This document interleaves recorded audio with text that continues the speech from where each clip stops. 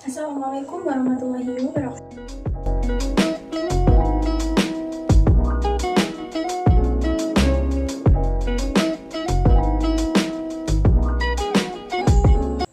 Pelecehan seksual adalah perilaku pendekatan-pendekatan yang terkait dengan seks yang tak diinginkan, termasuk permintaan untuk melakukan seks, dan perilaku lainnya yang secara verbal ataupun fisik merujuk pada seks. 80% perempuan di Indonesia pernah mengalami pelecehan seksual di ruang publik. Namun, sebagian besar kita tidak melawan pelecehan itu karena terasa tidak nyaman, canggung, membuat diri kita menjadi lemah.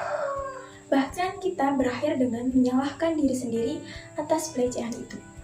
Walau kenyataannya, itu tak akan pernah menjadi salah kita. Sementara mitos itu berkata, pelecehan seksual yang hanya terjadi pada perempuan yang sedang sendiri, malam hari di tempat sepi berbusana mini. Siapa bilang? Data menunjukkan sebagian besar tindak pelecehan masih menyasar perempuan. Tapi coba dengar, lokasi yang paling banyak terjadi latar terjadinya pelecehan seksual di jalan umum, transportasi publik, sekolah, dan kampus semuanya adalah ruang publik. Dan kasus pelecehan seksual di ruang publik ternyata paling tinggi, bukan di malam hari, tapi terjadi di siang hari. Kita tidak hanya bicara soal sentuhan, tapi juga apa yang dimaksud dengan melakukan paksaan kencan, pertanyaan yang terlalu pribadi, atau sederet lainnya, juga pelecehan melalui dunia maya lewat komentar-komentar yang tidak sepatutnya. Kita perempuan jadi harus dibatasi ruang geraknya, diciutkan nyalinya, dipasung ekspresinya, diberatkan langkahnya, dan dibuat bertanya-tanya, apakah diri kita berharga? Ini semua terjadi di ruang publik, tempat yang seharusnya terlindungi karena tertoreh kata publik di sana. Bahkan semua itu kadang-kadang terjadi seketika di hadapan kita.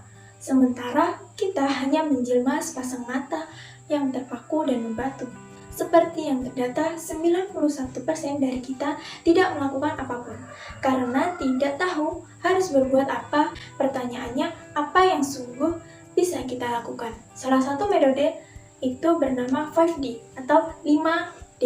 Cara melindungi seseorang yang mengalami pelecehan terdiri dari ditegur, dialihkan, dilaporkan, ditenangkan, dan direkam.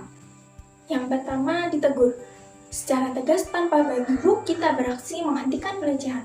Misalnya dengan menegur pelaku seketika, ini metode paling jitu, tapi juga paling beresiko, perlu keberanian lebih dan harus dipastikan situasi kita aman karena bisa saja si pelaku berbalik menatap kita, begitu pula dengan korban, pastikan posisinya tidak malah jadi lebih rentan.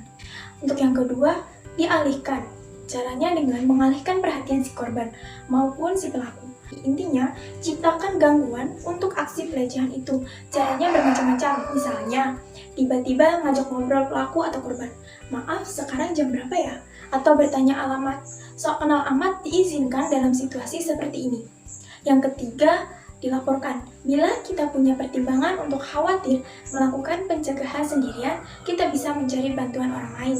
Pertolongan bisa dicari dari petugas keamanan atau siapapun orang yang terdekat yang sanggup diajak bekerja sama. Yang keempat, ditenangkan. Untuk kasus pelecehan yang berlangsung pekerjaan atau memang sudah kadung terjadi, kita bisa memberikan dukungan dengan menanyakan kondisinya. Sebuah kejadian, ajak dia duduk, tenangkan dirinya, lalu tawarkan bantuan apa yang sekiranya bisa diberikan. Yang terakhir, direkam. Kita bisa mendokumentasikan aksi pelecehan itu sehingga korban terbekali bukti bila ia melaporkannya. Rekaman itu kita perlu fokus ke aksi pelaku serta sebisa mungkin merekam pula petunjuk lokasi serta marka jalan atau bangunan populer dan menyebutkan tanggal dan waktu. Wajib dicatat, jangan malah langsung menyebarkan rekamannya atau mengunggahnya ke sosial media. Biarkan korban yang menentukan apa yang ingin ia lakukan dengan rekaman itu. Sekian dari saya. Wassalamualaikum warahmatullahi wabarakatuh.